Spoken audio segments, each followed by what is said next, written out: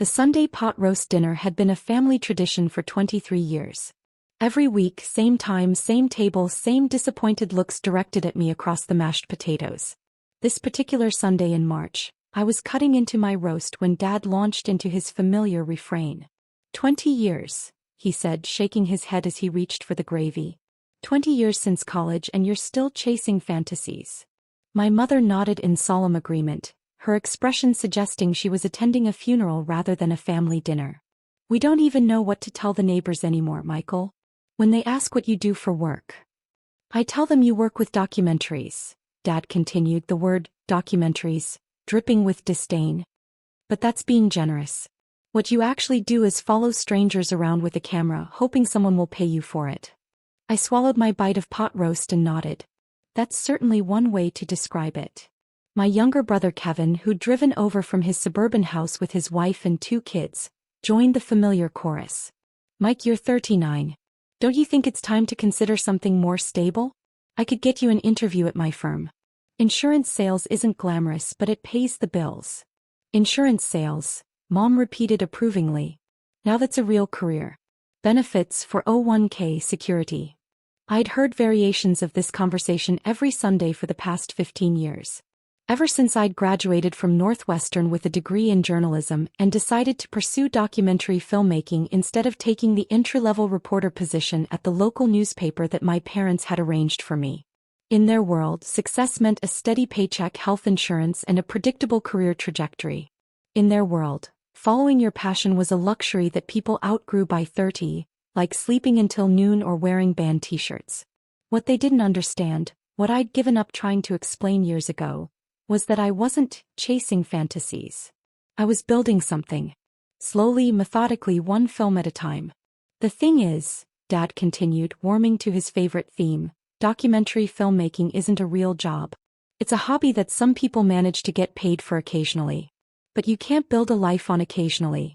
Kevin's wife Sarah chimed in helpfully. Kevin's company has great benefits. Full medical, dental, vision. Plus they match 401k contributions up to 6%. 6%, Mom repeated reverently as if Sarah had just quoted scripture. I took another bite of pot roast. The meat was perfectly tender, the gravy rich and savory. Mom might not understand my career, but she could definitely cook. You know what bothers me most?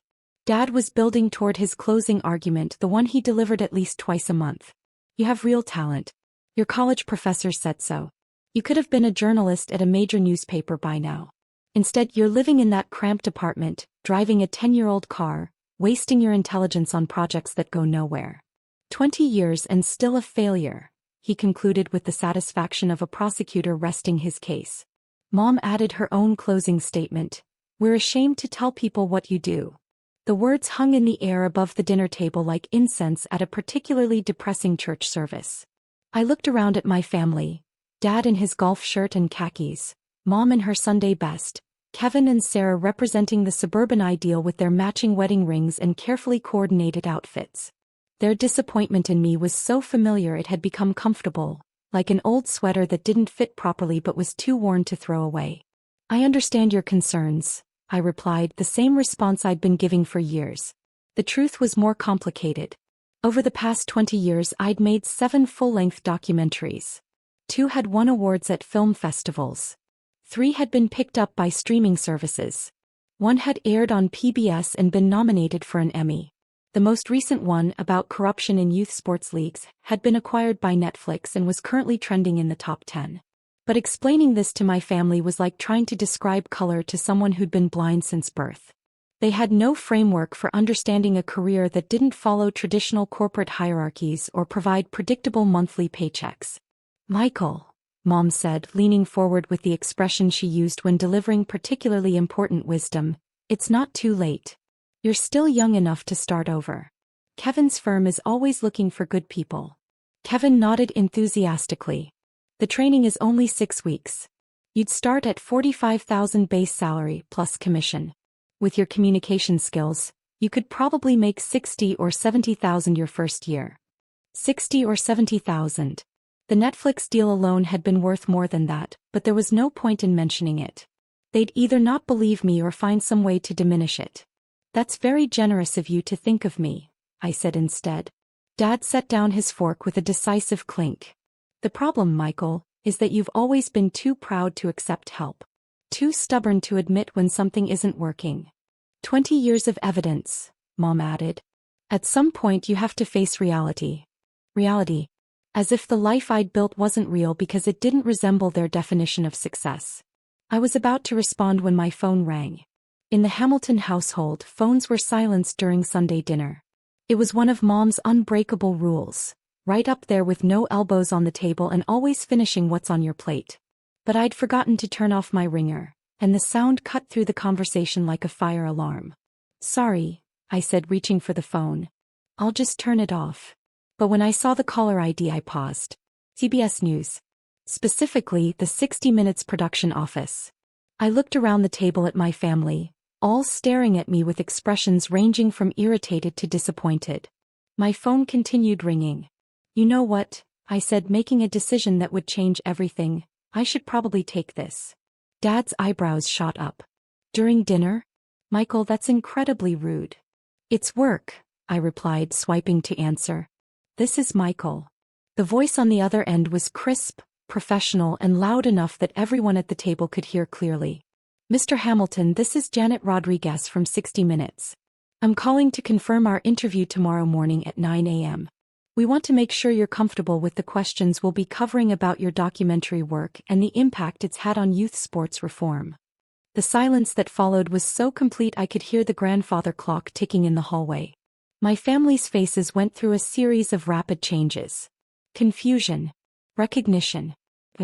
I cleared my throat. Yes, that works fine. Should I come to your Manhattan offices, or are you setting up somewhere else? We'll be filming at your apartment as discussed. Anderson Cooper will be conducting the interview. We expect about 2 hours for the full segment, though obviously only a portion will air. Anderson Cooper. The grandfather clock seemed to be ticking louder. Perfect, I replied, my voice steady despite the fact that my father's fork had literally slipped from his fingers and clattered onto his plate. I'll see you at 9. Excellent. And Mr. Hamilton? Congratulations again on the Netflix success. The impact your documentary is having on youth sports policy is remarkable. We're looking forward to discussing it. I thanked her and hung up. The silence stretched on. And on. Finally, Kevin found his voice. Did she just say 60 minutes? And Anderson Cooper, Sarah added weakly. I set my phone on the table and picked up my fork. Anyone want to pass the green beans? Dad was staring at me like I'd just announced I was an alien from Mars. Michael, what documentary was she talking about? The youth sports one. It's called Game Over: How Adults Destroy Kids' Sports. It came out 6 months ago. And it's on Netflix? Mom's voice was barely above a whisper. Yes. It's been in the top 10 documentaries for the past 3 weeks. More silence. Kevin's 2 young children, who'd been coloring quietly at the end of the table, continued their artwork, blissfully unaware that the adult world around them had suddenly shifted on its axis. But Dad struggled for words. You never said, we had no idea. You never asked, I replied simply. When I mentioned I was working on a documentary about youth sports, you said it sounded boring and changed the subject. The truth of that statement hit the table like a physical blow. Mom's hand went to her throat. 60 Minutes wants to interview you about your work? Apparently so. Kevin was pulling out his phone with trembling fingers. Game over. Let me look this up. As he searched, the silence continued. I took another bite of pot roast, genuinely enjoying the meal despite the tension crackling around the table like electricity before a storm. Holy shit, Kevin breathed, then immediately looked at his children. Sorry honey, Daddy said a bad word. But Mike, there are articles about you everywhere. NPR, The Washington Post, ESPN. He kept scrolling, his expression growing more stunned with each search result. It says here that your documentary has led to policy changes in youth sports leagues across 12 states. That you exposed a network of coaches who were taking bribes to manipulate game outcomes. That 3 people have been arrested based on evidence in your film. Dad reached for Kevin's phone with shaking hands. Let me see that. As my family passed the phone around, reading article after article about my work, I continued eating dinner. The pot roast really was excellent.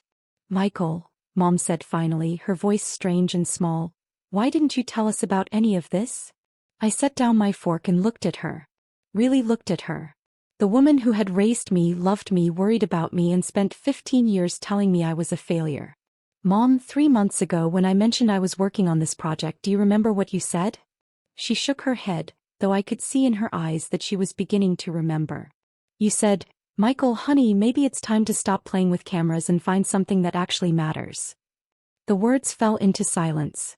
And Dad, I continued, when I told you I'd gotten funding for the project, you said it was just another excuse to avoid getting a real job. Dad's face had gone completely white. We didn't know. You didn't know because you didn't want to know. Every time I tried to explain what I was working on, you either dismissed it or suggested I do something else instead. Kevin was still scrolling through search results. Mike, there are dozens of articles here. Reviews calling your work groundbreaking and essential viewing. How long has this been going on? Which part? The recognition? About 2 years. The work itself? 20 years, like Dad said. Sarah, who had been quiet through most of this, finally spoke. Michael, if you're this successful, why do you live so simply? The small apartment, the old car. It was a fair question and one that got to the heart of our family's confusion. Because I don't need much space or fancy things. I travel for work constantly. When I'm home, I'm usually editing, which means I need a quiet place with good equipment, not a big house. The car is reliable and paid for. Why would I spend money on status symbols when I could use it to fund my next project? But the money. Dad's voice trailed off. What about it? If you're making good money, why didn't you tell us? The question hung in the air, loaded with 20 years of history. Because every conversation we've had about my career for the past 15 years has been you telling me what was wrong with it and what I should do instead. When someone consistently dismisses your work as worthless, you stop sharing the details. My phone buzzed with a text message. I glanced at it and nearly laughed out loud. What is it? Mom asked anxiously. A text from my agent. Apparently, after the 60 Minutes interview airs, I'm supposed to do interviews with Good Morning America and The Daily Show. Kevin's mouth opened and closed like a fish. The Daily Show? With Trevor Noah? Jon Stewart's back, actually. But yes. The silence returned, heavier than before. Finally, Dad found his voice. Michael, I owe you an apology. We all do. We had no idea you were this successful. Define successful. The question stopped him cold. Well, the recognition, the awards, the media attention. Those are nice, I agreed. But they're not why I do the work. I make documentaries because I think storytelling can change things. This youth sports film has led to policy reforms that will protect thousands of kids from exploitation. That matters more to me than any amount of media coverage. Mom reached across the table and took my hand. Honey, we're proud of you. We wish we had known. You could have known. I tried to tell you many times. But every time I mentioned my work, you'd either change the subject or suggest I do something else instead. The weight of that statement settled over the table like fog. Kevin was still reading articles on his phone. Mike, it says here that you've been working on this particular investigation for 3 years. That you went undercover to multiple youth sports events, interviewed hundreds of families, compiled evidence that led to arrests. That's correct. And we knew none of this? What you knew was that I was following people around with a camera, as Dad put it. Dad winced as if I'd slapped him. Sarah leaned forward. Michael, can I ask you something honestly? I nodded.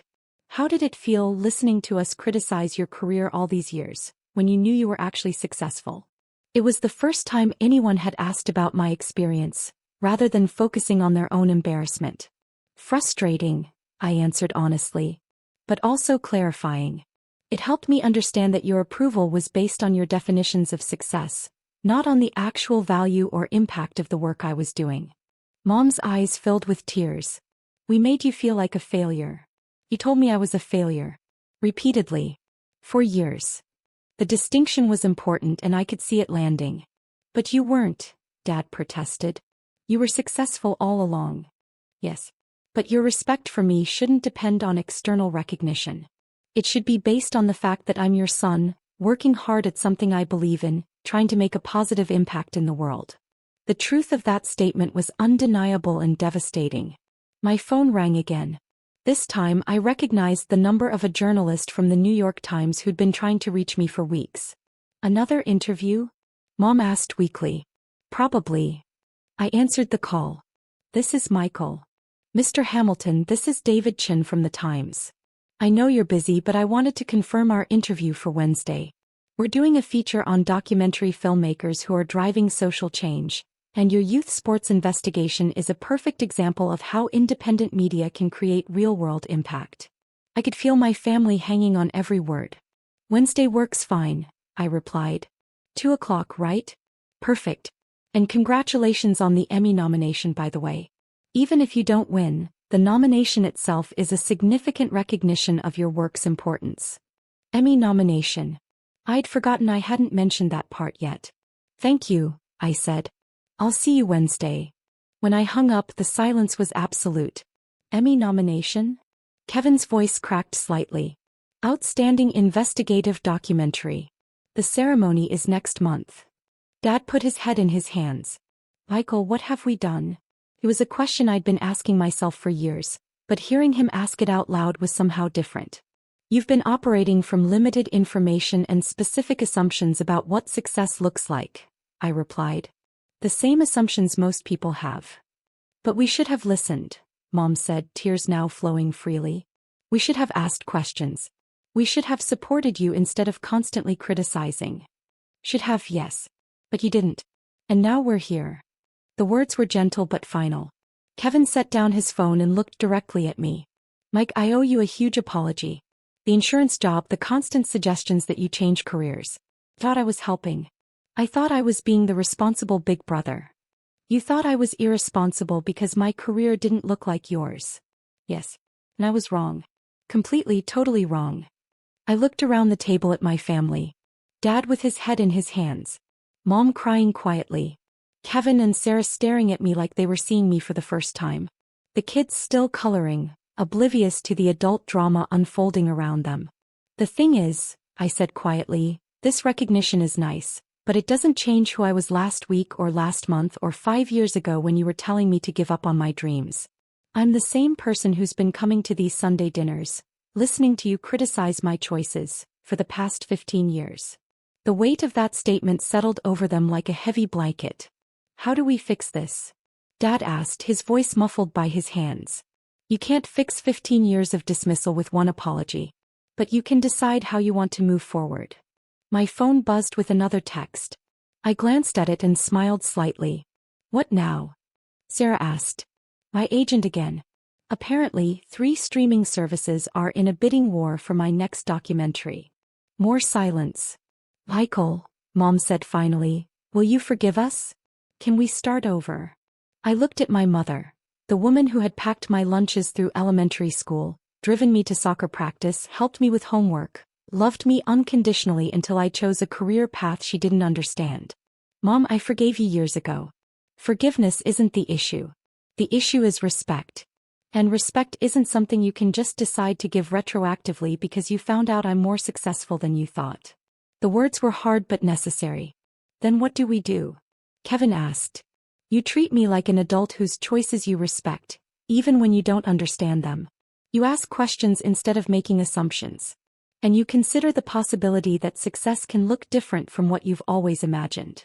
Dad finally raised his head and looked at me directly. Can you tell us about your next project?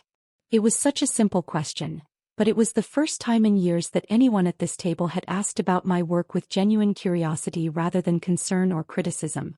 It's about the opioid crisis in rural communities. I've been researching it for 8 months, interviewing families affected by addiction, investigating the pharmaceutical companies and doctors involved in overprescribing. I watched their faces as I spoke, looking for the familiar signs of dismissal or the suggestion that I should focus on something more stable instead. But this time they listened. How long will that project take? Sarah asked. Probably another year of filming, then 6 months of editing. It's a complex story with a lot of moving parts.